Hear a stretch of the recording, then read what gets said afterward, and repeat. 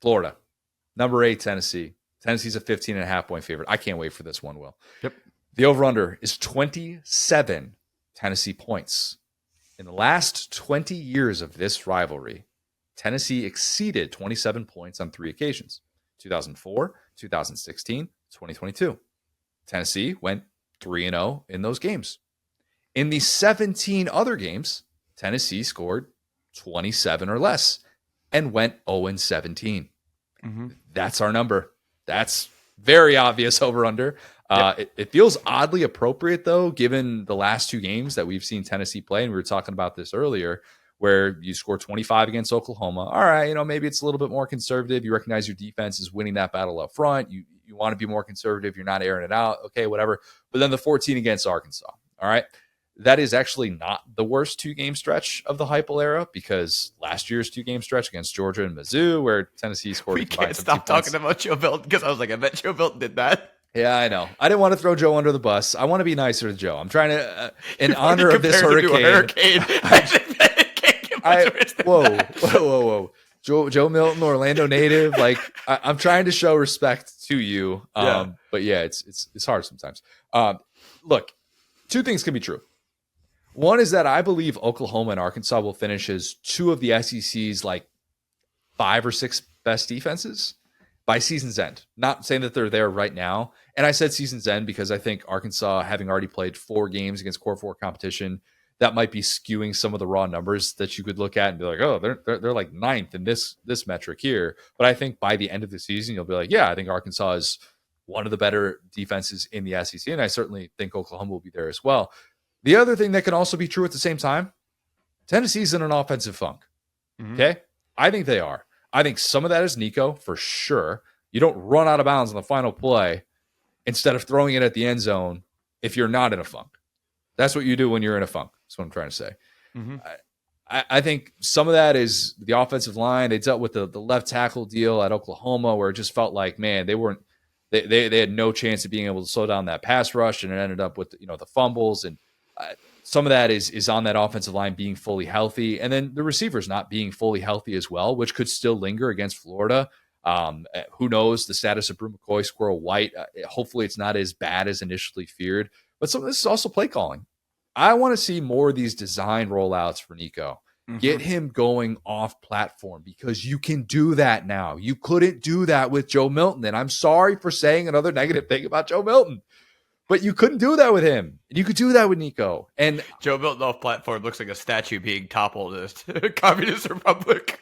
What's the meme with Lil Sass, like watching the draft, and he's got the beer and he's like pointing, he's like, me? Yeah. That's Joe Milton listening to this podcast.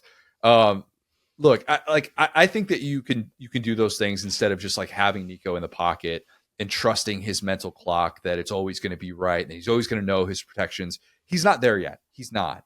And I think some of the other issues that Tennessee has dealt with these past couple of weeks is personnel. I think as great as Dylan Sampson has been, he's awesome. I still want to, and I'm sure Tennessee fans will agree with me in this, I want to see more Deshaun Bishop. That guy has been awesome when he's been on the field. Against Oklahoma, those 2 guys had a combined 40 carries. Not saying that number needs to be at 40 on a weekly basis, but I do think that Tennessee needs to be a more ground-heavy team than maybe hit the occasional shot play with Thornton or Brazel. TBD on, again, White and McCoy. But in this game against Florida, I think Tennessee has to trust that 2-headed rushing attack. You have to trust them to do the heavy lifting in this one. If you're Heupel and Joey Halzle, I just don't think that you can look at Florida and go, wow, UCF, they couldn't do anything against that Florida defense, so that must mean that we're screwed. Like, Gus is the guy who took over for Heupel because Heupel left. So that would be totally backwards thinking, and I hope that's not the approach for the sake of Tennessee. Like, that's not the guy that you're taking notes from, okay? You have established yourself as the standard. You have. And right now, Tennessee's offensive standard is a bit murky. Same with Florida. Last year, Florida leaned on Trevor Etienne in this matchup. I don't know that you can lean on the ground game on the road against the Tennessee defensive front that's second in the country in rushing yards per game allowed and also second in the country in rushing yards per carry allowed. The problem for Florida is I think you need splash plays against a defense this stout.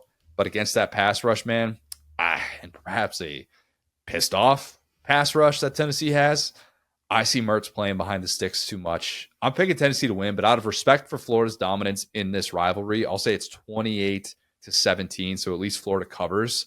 But man, if Tennessee can't win this one, buddy, this is all of a sudden going to change storylines for these two programs in a hurry.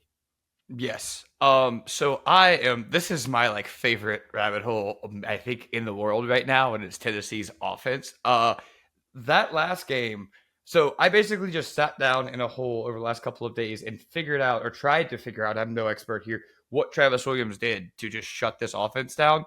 Oh my gosh, that was a masterclass. So basically, from what I've seen, and again, talk to Max about this. I guess this is just my opinion. I'm not Max Toscano, by the way. Yeah, for those Max who don't Toscano. know. Yeah. And he's like the X's and O's guy. And basically, this goes down to my favorite defense, the 3-3-5, right? And so what Travis Williams did was he ran the 3-3-5 odd split, which when we imagine 5 defensive backs, we imagine that extra quote unquote defensive back is like a nickel back, like a slot corner that's inside. Well, his extra defensive back is a safety. And this safety against Tennessee was just kind of patrolling the field, right? And so, okay, let me go back. Whenever Heupel was at UCF, the reason why I thought he would kind of struggle in the SEC was because his teams were built to run sideline to sideline. They were quick, small teams that relied on these screens, and they weren't really punching anybody in the mouth. So when he got to the SEC, he did something super interesting that we both keyed in on here. He recruited hog mollies. He brought all these hog mollies in, right? So we talk about the D-line and how great they are. Well, one thing that's super interesting that I've realized, he runs these formations that are both super wide and super tight. So he'll have 2 receivers up against the sidelines, and he'll have extra blockers and like an up back in the backfield. And basically it makes the defense make decisions the entire time, where you got to be scared of this physical smash mouth run play on the inside, but then you also have to be scared of these choice routes on the outside that can be a vertical at any time. So your corners are basically on islands on the very, very, very edge of the field. Like if you think about like the Mike Leach style wide sets that are like all the way spreading the full defense out, like the origin of the spread of the air raid. There are concepts of that in there, but it's married to this like smash mouth inside run game. And what Travis Williams was able to do was to basically just keep his defense like an amoeba the entire time and not have to guess. So if you see a defensive coordinator that's guessing against Tennessee, they pretty much already lost. You got to have a base formation. Yeah, exactly. You got to make it. And we've seen SEC teams look like that to a degree. Like we saw Mizzou look like that, or sorry, flip that. We saw like who's the team last year that just like looked lost against Tennessee. Not Mizzou. Mizzou was not very Mizzou. found. Flip that. It was Mizzou that it was the reverse of that. Kentucky so maybe looked pretty lost against them too, I thought. Yeah, that's the one I was thinking of, right? So, anyway, so point being, they're like, I think with Tennessee, and it's just like, because I'm so fascinated by this in picking them going forward. This game, not super interesting to me.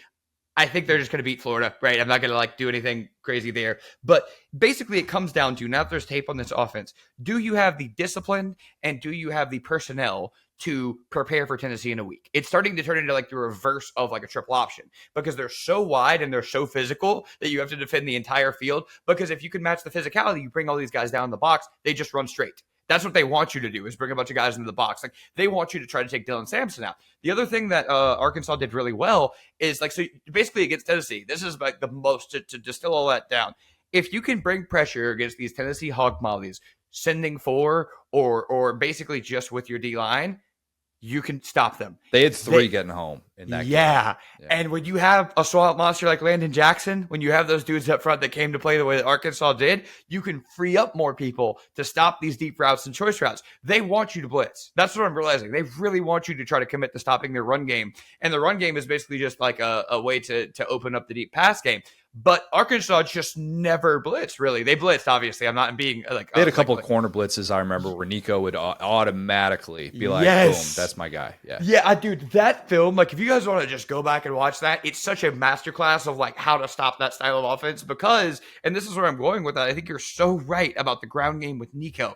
They got to add a 4th dimension where it's not just, okay, the screens, the power run game, the vertical, the choice routes. It's got to be okay, we're going to run the ball, but it's going to be out of the pass play, to where you can already tell, like, because you can see when they start to hand the ball off, that third safety was tracking the running back the entire time. He was like, bleep this. So he was like a mercenary that his whole job was just to figure out what the offense was. Oh, it's a choice route. I'm going to run across the field and go snuff that out inside. Oh, it's a vertical route. I'm going to go help underneath or over the top. So yeah, I'm so fascinated by Tennessee, because if Nico can get going, we've seen him be effective, but he was just not effective against Arkansas. It's like a boxing one.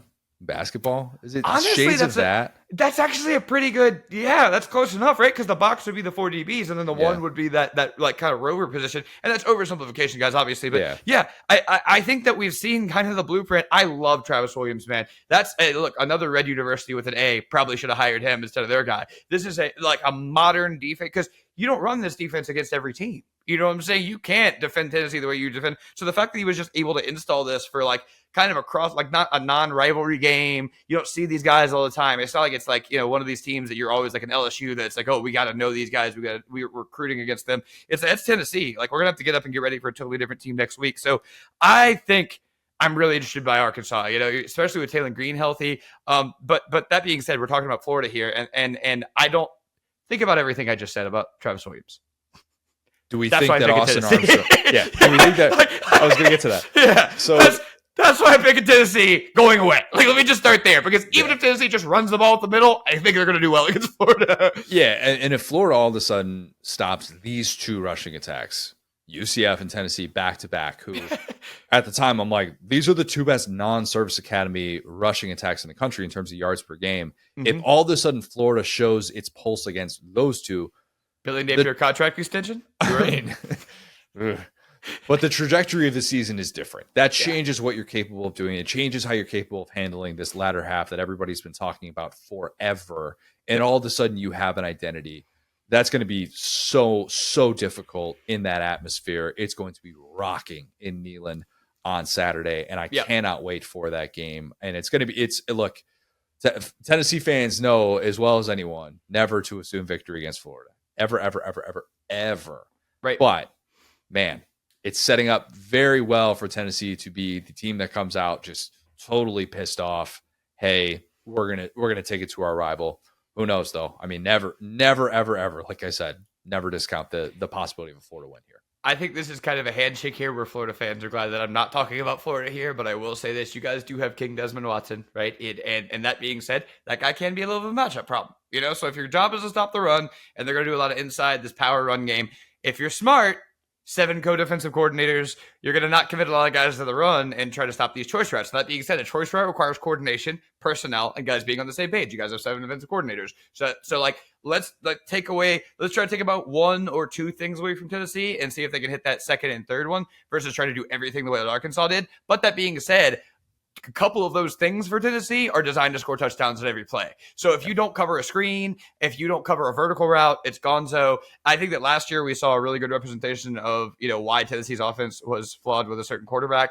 Nico has not shown to be flawed in the same way, but I'm right there with you that he needs to start using his legs, because when they can't break out of these kind of boxes they're in, that's when we see what we saw last year. But I don't think Florida's a team to do that. I think Tennessee wins by a smooth 20. I think their offense gets on page, but again, it just gets more interesting as the year goes on, because we've seen the formula. Yep. That's a good breakdown.